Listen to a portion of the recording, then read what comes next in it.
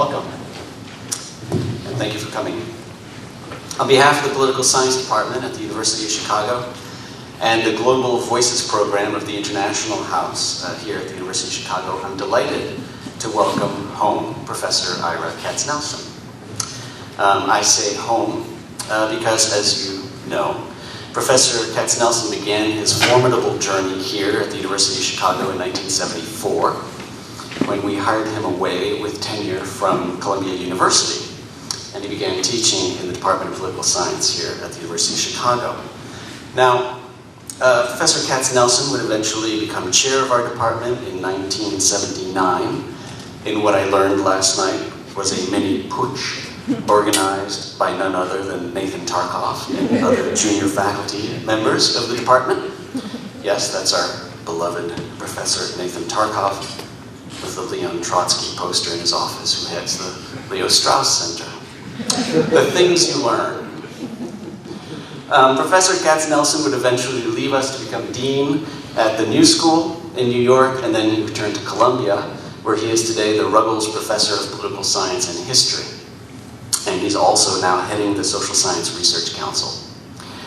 I could go on with Professor Katznelson's distinctions. He was president of the American Political Science Association in 2005-2006, elected to the American Academy of Arts and Sciences in 2000, etc.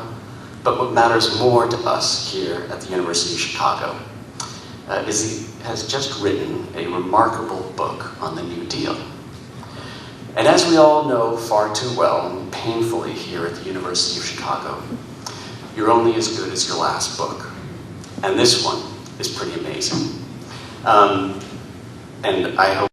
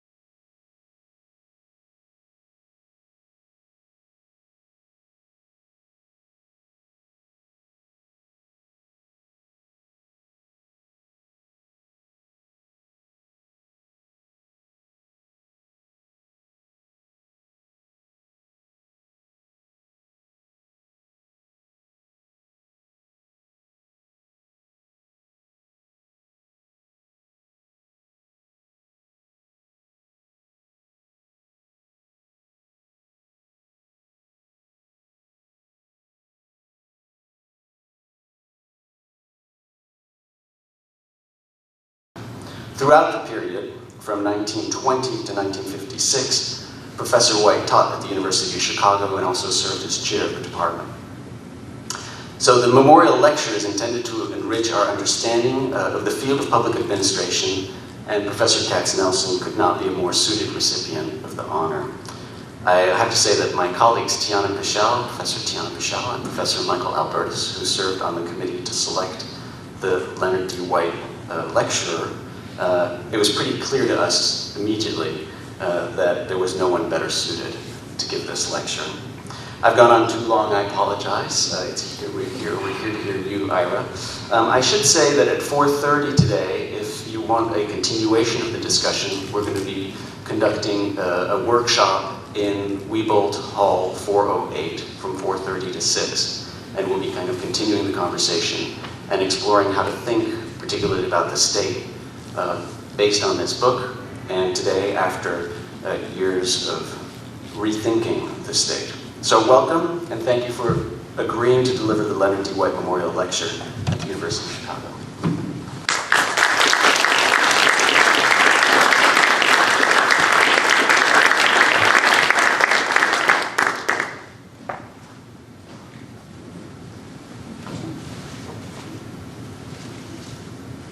Bernard, thank you so much for that generous, gracious introduction. And I'm really delighted, that's even an understatement, to be delivering the Leonard White lecture. He was a figure still in the human imagination of the department when I first arrived here in 1974. He died in 1958. Posthumously won the Pulitzer Prize for his book on the Republican era. I identify, as some of you may know, with the subfield in American politics that puts itself under the rubric of American political development. And I've always thought of Leonard White's work on the history of state-making and public administration in his work, his books, Federalists, Jeffersonians, Jacksonian era, and the Pulitzer Prize-winning Republican era, which took the story through the 19th century up to 1901, as I've always thought of Leonard White as the great-grandfather of APD. I first learned about Leonard White when I arrived in Pick Hall from the late Herb Storing, who in some sense was a successor to Leonard in his own work, really quite brilliant work on public administration. From Morris Janowitz in sociology, who used to wag his finger and tell me that's what political science should be, not the stuff you guys do today.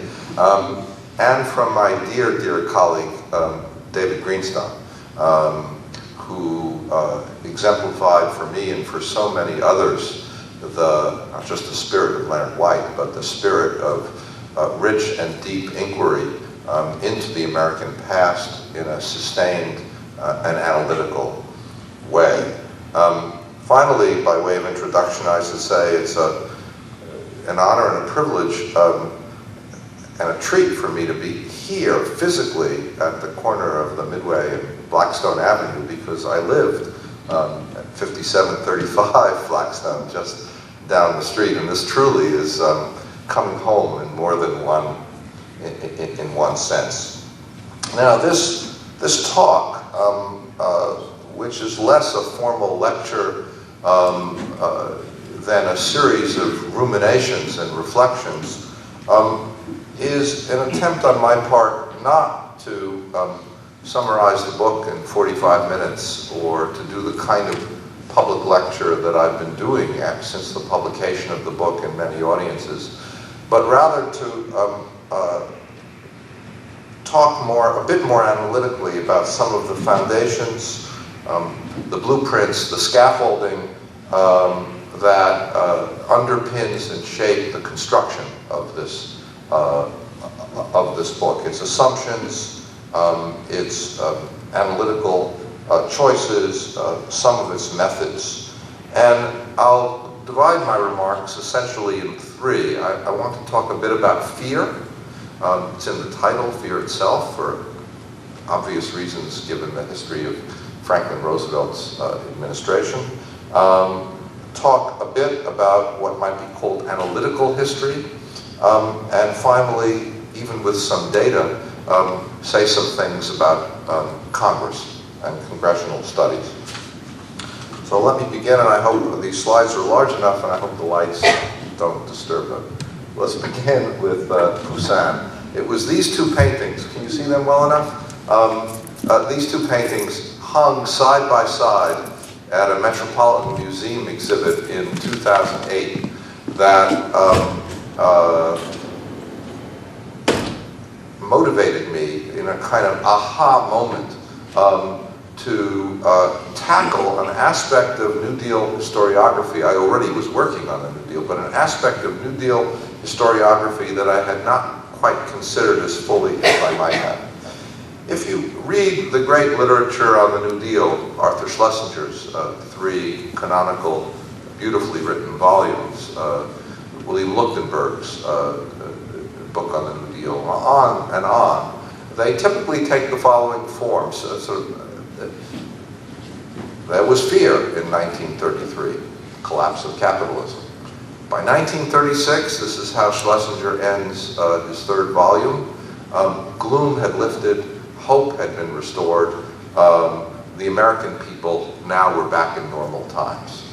It's a slight caricature, but not much. In effect, they portray Poussin's landscape with a calm, or the shift from landscape, a storm, to landscape with a calm. But I actually think that's not quite, at least a full enough representation of the period, because the features of fear did not lift by 1936. Some key features of fear, namely the challenge, for example, of the era's mass dictatorships, whether in Rome or Moscow or Berlin, the challenge of those putative democracies, and they all called themselves democracies of one kind or another, more direct democracies, non-legislative, non-representative democracies. Their challenge grew and was fear-inducing, ultimately leading to an unprecedentedly violent global war. And that war was culminated with atomic weapons and segued into a Cold War with 2 adversaries by the end of 1949, with the capacity to literally end human Earth on the planet. Just as I was looking at these 2 paintings, I came across, in my research, a letter that the great writer E.B. White wrote to the Herald Tribune in 1947.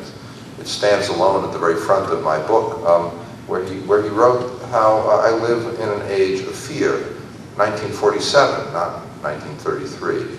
And so I immediately thought I'd like to try to capture historically, conceptually, analytically, the meaning of fear in this period. Now, of course, we all know this speech, Franklin Roosevelt's first inaugural, and especially the bold. So first of all, let me assert my firm belief that the only thing we have to fear is fear itself, nameless, unreasoning, unjustified terror, which paralyzes needed efforts to convert retreat into advance. Now, this speech was delivered at a moment when there was ample reason to fear. And it was, from my vantage at least, the combination of the unprecedented global collapse of market economies everywhere, together with the anti-democratic, putatively democratic challenge of the new kind of mass dictatorships, that made this famous sentence both wonderful and misleading simultaneously. Wonderful because it was anti-demagogic. He did not say, yes, please fear, and therefore follow me. He said, please do not fear. We can deal with this. At the same time, the sentence is terribly empirically misleading because there was a lot more to fear than fear itself. Now, look for a moment at this text, the next text. This is Walter Lippmann. Walter Lippmann was America's most important journalist in the period, a regular op-ed writer, as it were, even before the term was invented, but also a serious author, had written important books on public opinion, on the state, on politics more broadly. And here's Lippmann a month before the inauguration of Roosevelt, telling the American people that the present legislative machine in Washington is incapable of governing during an emergency, and calling on a new arrangement that would suspend temporarily the rule of both houses, to limit drastically the right of amendment and debate, to put the majority in both houses under the decisions of a caucus, i.e. the Democratic Party caucus, which had huge majorities won in the November elections, and give the president, for a period, say, of a year, the widest and fullest powers under the most liberal interpretation of the Constitution. Now, this was not, in the context of that moment, just a random or a statement or an unfamiliar one. When Mussolini came to power after the March of Rome in 1922, one of the very first acts passed by the Italian legislature was what came to be known as an enabling act that transferred all legislative authority from the legislature to the executive. And indeed, just 19 days after Roosevelt's inauguration, the Reichstag voted to convey all legislative power to the cabinet of Chancellor Hitler. So this was not, to the readers of the column of Walter Lippmann, an abstraction or a wild idea. This, in effect, was a statement arguing that representative democracies, and the American version in particular, are incapable, would be incapable, of grappling effectively, as he put it, with emergency. It was a call for what Clinton Rossiter, among others, has labeled constitutional dictatorship. And there's an echo of that suggestion in Roosevelt's inaugural, in the forgotten part of Roosevelt's inaugural. In the event that Congress shall fail to take one of these two courses, that is, he spoke about recommendations he would make to Congress to deal with the economic emergency, and in the event the national emergency is still critical, I shall not evade the clear course of duty that will then confront me.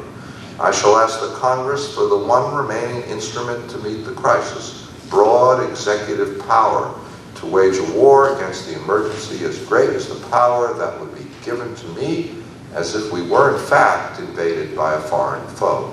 And in effect, a statement about powers of commander-in-chief being transferred to the domestic arena.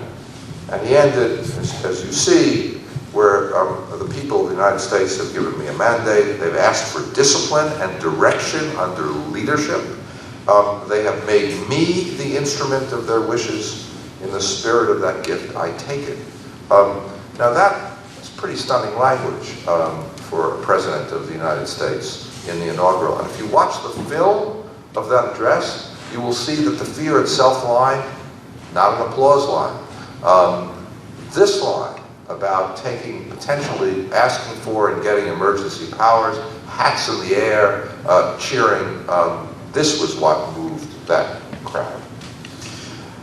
So the challenge is to think about that moment, not just in terms of public policies that might have dealt with or did deal with in the 100 days, the economic emergency, but to think about them in the context of the challenge posed by the non-representative democracies, in quotes, to representative democracies. And of course, the great thing, Bernard kindly said rightly that I'm a great admirer of the New Deal, mostly because I think its greatest success was that this never happened. Congress was never suspended. The separation of powers never lifted. Even in the 100 days, Congress forced Roosevelt to modify key pieces of legislation. The NIRA, the National Industrial Recovery Act, that put the American economy basically under the supervision of negotiated agreements made by Washington with real force behind them. Even the NIRA was modified. Yes, it was written in the White House. Yes, it passed after only a few hours of debate. Yes, it was not really much changed at its core, except that public works was introduced into that bill that Roosevelt did not want because he thought it was fiscally irresponsible at the time. And Congress would not have voted the NIRA if not for getting the amendments it wanted. So from the very beginning, the New Deal did not do what Roosevelt did, and that was its greatest triumph. Now, thinking about fear would suggest thinking about fear in two dimensions, as context and as motivation.